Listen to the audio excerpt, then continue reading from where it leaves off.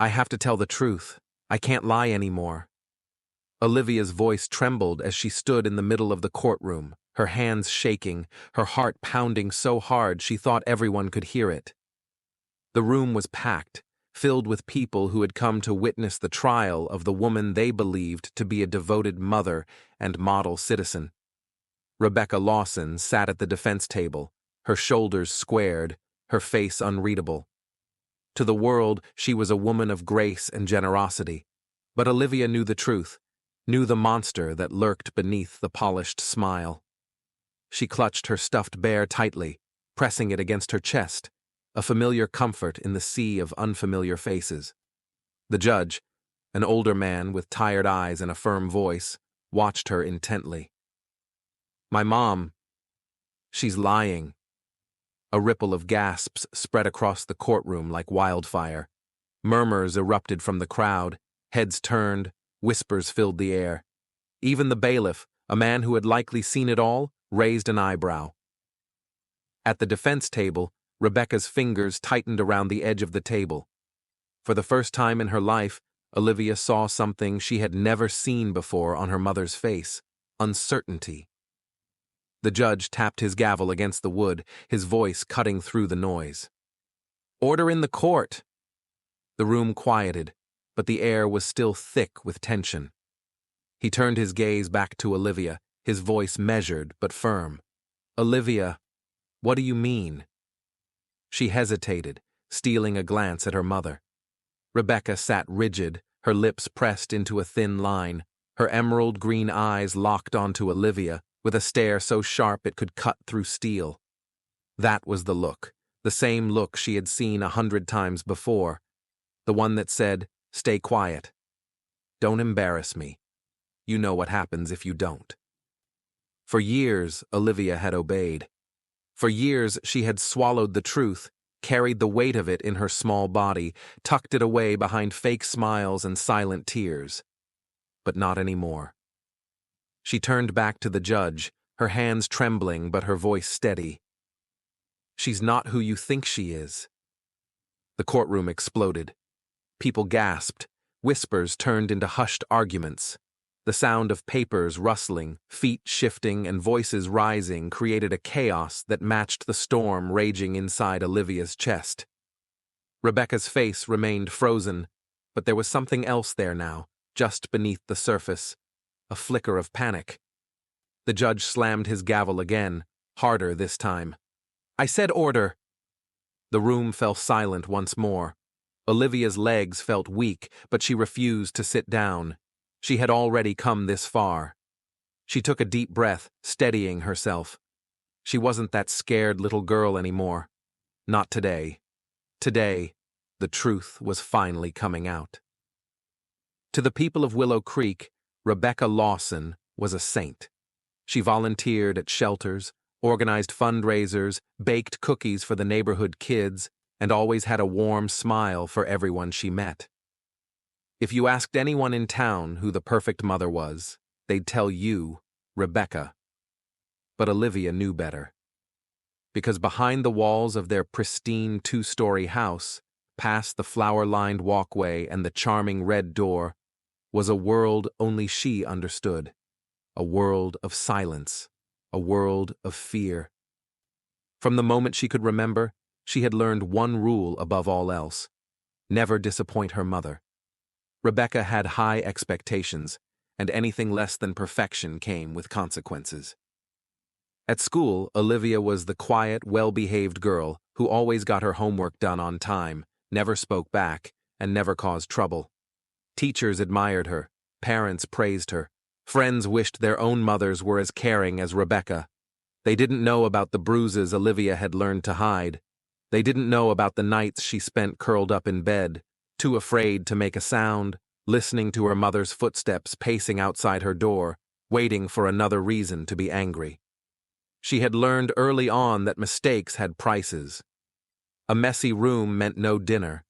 A bad grade meant hours of silence, long, agonizing stretches where Rebecca pretended Olivia didn't exist, as if she had simply disappeared from the world. And then, there were the days when the punishment was worse, like the night Olivia spilled her milk at dinner. It wasn't a big spill, just a small puddle across the table, easily wiped away. But Rebecca's expression had darkened in an instant. "Look what you did," she whispered, her voice calm, too calm. "I'm sorry, I didn't mean to." A sharp slap across her arm stopped the apology cold. "Do you think I spend all day working just so you can act like a careless little brat?" Olivia had learned not to cry. Crying only made things worse. She had nodded, whispered, "I'm sorry, Mom," and spent the rest of the evening scrubbing the floor even though the mess had been cleaned up long before. At school, her best friend Maya always knew when something was wrong. "Are you okay?"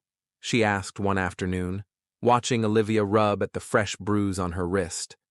Olivia had forced a smile. "Yeah, I just tripped." Maya didn't look convinced, but she didn't push. Nobody ever did. Because Olivia was good at pretending. She was good at making her life look like the perfect picture everyone expected it to be.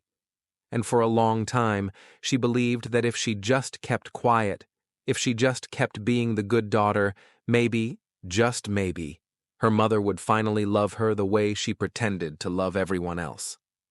Olivia sat at her desk, staring at the numbers on her math worksheet, but her mind was elsewhere. The night before still clung to her like a shadow.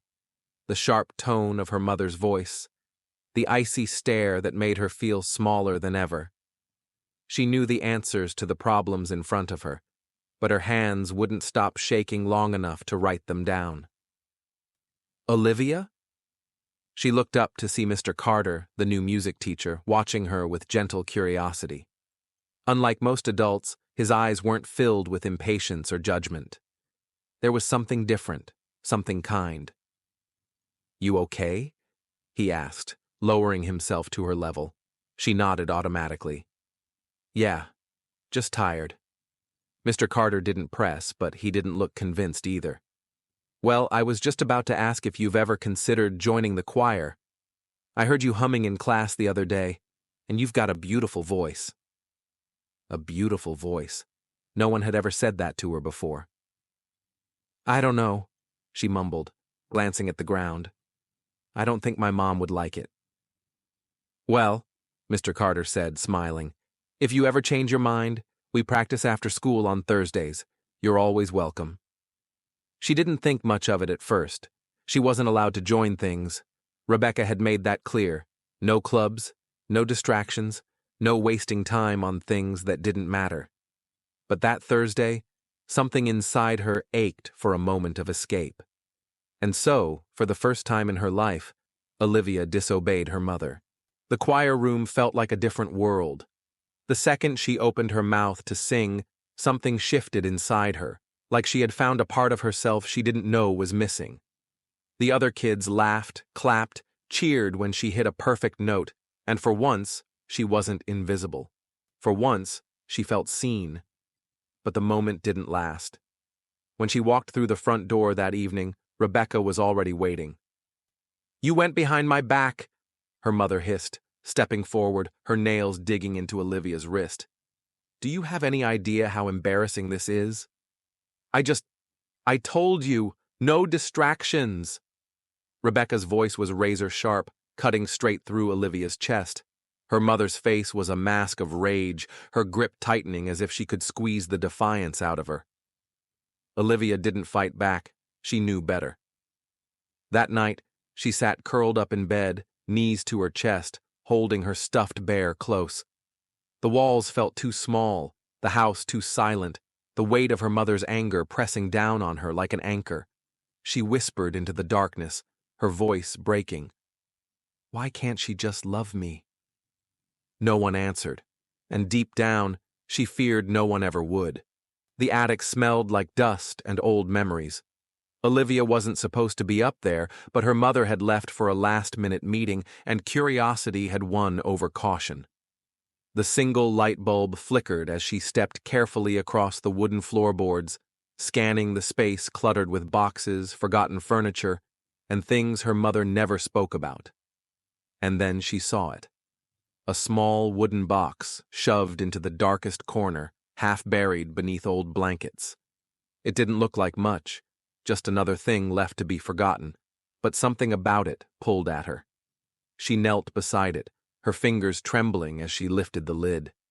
Inside, a mess of papers sat in uneven stacks. Old documents, letters, financial records. Olivia's eyes skimmed over them, confusion quickly twisting into something darker. There were checks from charity accounts, checks with her mother's name on them, numbers that didn't add up. Names of organizations Rebecca had once worked with, crossed out. Legal documents filled with language Olivia didn't understand, but could tell were important. And then, she found the paper that made her breath stop. It was a birth certificate, but it wasn't hers. The name on the document didn't say Olivia Lawson. It said Olivia Morgan. The mother's name? Jane Morgan. And the space where the father's name should have been was empty. She read it again. And again. Her hands began to shake so violently that the paper crinkled in her grip. She wasn't Rebecca's daughter. The woman who had controlled every second of her life, who had taught her that love was something she had to earn, who had made her feel like a burden in her own home. She wasn't even her mother. Olivia stumbled back, her mind spinning. This wasn't real. It couldn't be. But the more she looked at the papers in the box, the more the pieces fell into place. The forged documents, the money, the lies. Rebecca had built her entire life on deception. She sat there for what felt like forever, the weight of the truth pressing down on her like a stone. She could pretend she never saw it. She could shove the papers back into the box, close the lid, and go back downstairs like nothing had changed. But everything had changed. For the first time in her life, Olivia had something stronger than fear. She had proof. And no matter how terrifying it was, she knew what she had to do. She folded the birth certificate carefully, tucking it into the pocket of her hoodie. Then, with one last glance at the box of secrets, she turned toward the attic door. Tomorrow, she would go to court. Tomorrow, she would tell the truth. The courtroom was silent. The kind of silence that stretched so tight it felt like the whole room was holding its breath. Olivia sat still, her fingers clenched into fists in her lap, her heartbeat loud in her ears. The judge adjusted his glasses and turned to the stack of documents laid out before him, the very same papers Olivia had found in the attic. The weight of the truth was about to be spoken out loud, and there was no turning back. The judge cleared his throat, his expression unreadable. These documents contain financial transactions linked to multiple charity organizations, transactions that indicate a pattern of funds being diverted into private accounts. He lifted one of the papers. This account belongs to the defendant, Rebecca Lawson. Gasps rippled through the crowd. Olivia didn't move, didn't breathe. At the defense table, Rebecca's face was stone. Her fingers curled tightly around the edge of the table, her nails digging into the wood. Additionally, the judge continued, his voice unwavering, we have here a birth certificate. The child's name listed, Olivia Morgan. The mother's name, Jane Morgan. There is no legal record of adoption, no transfer of custody. Which begs the question, how did Olivia come to be in the defendant's care? The room erupted into murmurs, voices rising in confusion and disbelief. Olivia's stomach twisted. Then, Rebecca stood. This is ridiculous. Her voice rang out, sharp and desperate. That girl is confused.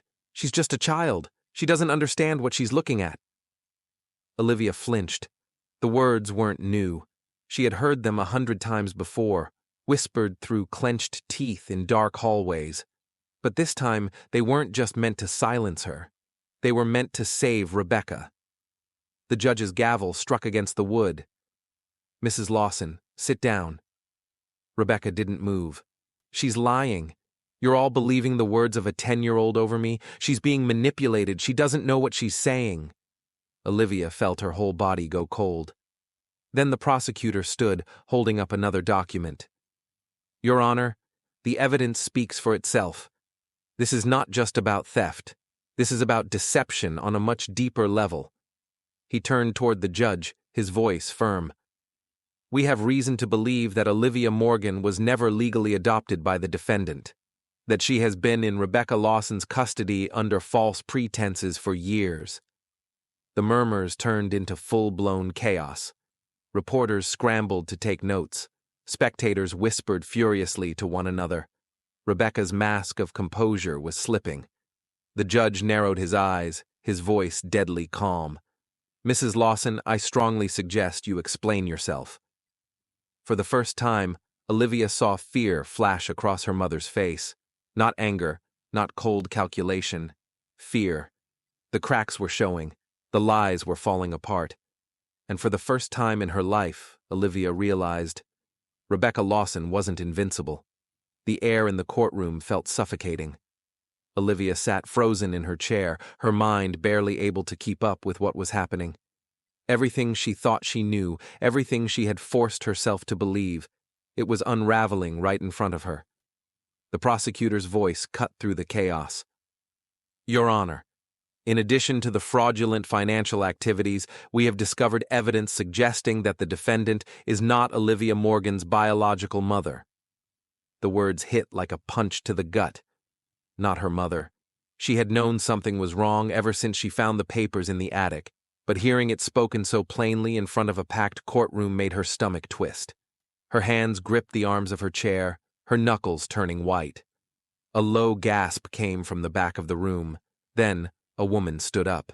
She had long, wavy brown hair streaked with gray, her eyes filled with something Olivia couldn't quite place: fear, relief, maybe even guilt. Your Honor, the woman said, her voice shaking, my name is Sarah Miller, and I think Olivia is my daughter. The room erupted. The judge slammed his gavel against the wood. Order! I said order in the court. But Olivia wasn't hearing any of it. She could only stare at the woman, the stranger, who was now looking at her like she was something precious, something she had lost long ago. This wasn't real. It couldn't be. Rebecca shot up from her chair, her voice shrill. This is insane. That woman is lying. She's here because she wants attention. She has no proof. The prosecutor lifted a document from his pile and walked toward the judge's bench. Actually, Your Honor, we do have proof. We have birth records, hospital records, and documents that strongly indicate Sarah Miller gave birth to a baby girl 10 years ago. Olivia felt her chest tighten. The judge turned toward Sarah. Mrs. Miller, are you willing to take a DNA test to confirm your claim? Sarah didn't hesitate. Yes, absolutely. Rebecca slammed her hands on the table. No, I raised her. I took care of her. The judge's gavel came down hard. Mrs. Lawson, enough. If you continue to disrupt this court, I will have you removed. For the first time, Rebecca fell silent. The judge looked toward Olivia, his expression softer now. Olivia, I know this is overwhelming, but we need to confirm the truth. Would you be willing to take the DNA test? Olivia's mouth felt dry. She wasn't sure she could even speak. She wasn't sure of anything anymore. Her mother, no, Rebecca, had spent her entire life controlling her, making her feel like she didn't deserve love, like she had to earn it. And now, standing in the courtroom, was a woman who claimed to be her real mother. A woman who had tears in her eyes and a voice that trembled with something Olivia didn't recognize. Something that almost felt like love. She swallowed hard, barely able to get the words out. Okay, the judge nodded. Then that's what we'll do. The courtroom murmured with anticipation, but Olivia felt like the world was spinning beneath her feet. She had just learned that Rebecca wasn't her mother, but that wasn't even the worst part. The worst part was that she had no idea what that meant for her now. Rebecca Lawson sat stiffly at the defense table, her hands folded neatly in front of her. But Olivia knew the truth. She wasn't calm. She wasn't in control. Not anymore. For the past 10 years, Rebecca had dictated every part of Olivia's life, shaping it to fit her perfect image. But now, the truth was out. The DNA test had confirmed it. Rebecca Lawson wasn't her mother. Sarah Miller was. The courtroom was packed, everyone waiting to see what would happen next. The judge shuffled through the files on his desk before looking up. "Mrs. Lawson, given the evidence presented, do you have anything to say before we discuss custody arrangements?" Rebecca stood slowly, her usual composure cracking just enough for Olivia to see the desperation behind it. "Your Honor," she began, her voice controlled but urgent, "I may not be Olivia's biological mother, but I am her mother. I raised her. I was the one there for her when she needed someone. I put food on the table, I made sure she had a home, You controlled her," Sarah interrupted, her voice calm but firm. "You didn't love her, Rebecca. You owned her." Rebecca whipped around, glaring. "I did what was necessary to make sure she grew up disciplined, strong." The prosecutor stood. "Strong? Mrs. Lawson, we have multiple accounts of emotional abuse, instances of manipulation, even evidence that Olivia was isolated from forming any meaningful relationships. That is not parenting." Rebecca's hands clenched at her sides, but she said nothing. The judge turned to Sarah. "Mrs. Miller, as Olivia's biological mother, you have the right to petition for custody. Do you intend to do so?" Sarah hesitated only for a second before answering. "Yes, Your Honor. But I don't want to make this harder for Olivia." She turned, finally looking at her daughter. "I know this is a lot. I know I've been gone your whole life. And I won't pretend that's not my fault. But I want to do this right. I want to know you, Olivia." Olivia felt something tighten in her chest. For so long, she had wondered what it would feel like to have a mother who didn't expect perfection, who didn't make love feel like something she had to earn. But Sarah was still a stranger. The judge's voice softened. "Olivia, you've been through a lot, but your feelings matter here. Would you like to say anything before I make my decision?" The room turned to her. She could feel their eyes waiting, expecting, judging. She took a breath, her voice barely above a whisper. Her hands gripped her sweater tightly. "I just want to feel safe." The room was silent. The judge nodded slowly. "Then that is what we will prioritize." He straightened his papers before making his ruling. "Effective immediately, Olivia Morgan will be placed in the temporary care of a neutral guardian while we continue these proceedings. Both Mrs. Lawson and Mrs. Miller will be granted supervised visitation, and the court will reconvene at a later date to determine permanent custody." Rebecca exhaled sharply, her jaw tightening. Sarah nodded, swallowing hard. But Olivia, she just felt tired, because for the first time in her life, she had said what she wanted, and for the first time, someone had actually listened. Rebecca Lawson sat alone in the empty courtroom long after everyone else had left. The verdict had been made. Olivia was no longer hers.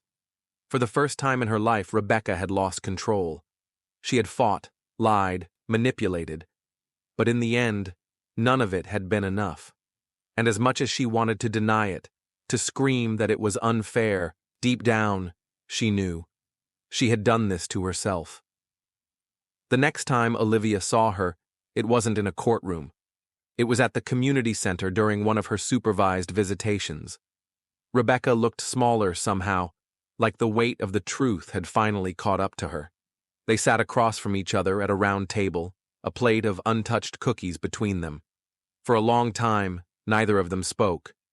Then Rebecca sighed, her voice quieter than Olivia had ever heard it. "I know I made mistakes." Olivia didn't say anything. Rebecca hesitated before continuing. I thought I was doing what was best for you." Her fingers traced the edge of the table. "I see now that I was wrong." There was no anger in her voice, no defensiveness, just a woman who had finally run out of lies. For the first time, Olivia didn't feel afraid of her. She didn't feel much of anything at all. When the visit ended, Rebecca placed a small envelope in front of her. "I wrote you something," she said softly. "You don't have to read it, but if you ever want to." Then she left. That night, Olivia sat in her new bedroom, the one Sarah had prepared for her, staring at the letter in her hands. She hesitated, then unfolded it. "Dear Olivia, I don't expect you to forgive me. I don't deserve it. But I need you to know that no matter what happens, I will always be proud of you. You are stronger than I ever was, smarter, braver. And I am sorry that I made you believe you had to earn my love. The truth is, you never did. You deserved it simply for being you. I hope that one day you'll be happy, even if that happiness is without me. With all my love, Mom."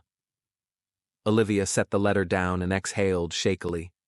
She wasn't sure if she would ever forgive Rebecca, but maybe she didn't have to. Maybe it was enough to just move forward. Sarah knocked gently on the door, peeking in. "Hey, you okay?" Olivia looked up. For the first time in a long time, she didn't have to pretend. "I think so," she said. Sarah smiled. "Come on, I made hot chocolate." Olivia hesitated for only a second before slipping off the bed and following her out of the room. Her life wasn't perfect. She was still figuring things out. But for the first time, she felt like she belonged, and maybe that was enough. If this story moved you, don't forget to like the video and subscribe for more powerful stories like this. What would you have done in Olivia's situation? Let us know your thoughts in the comments below. And remember, sometimes the truth may be painful, but it's the only path to real freedom. Stay strong, stay kind, and we'll see you in the next one.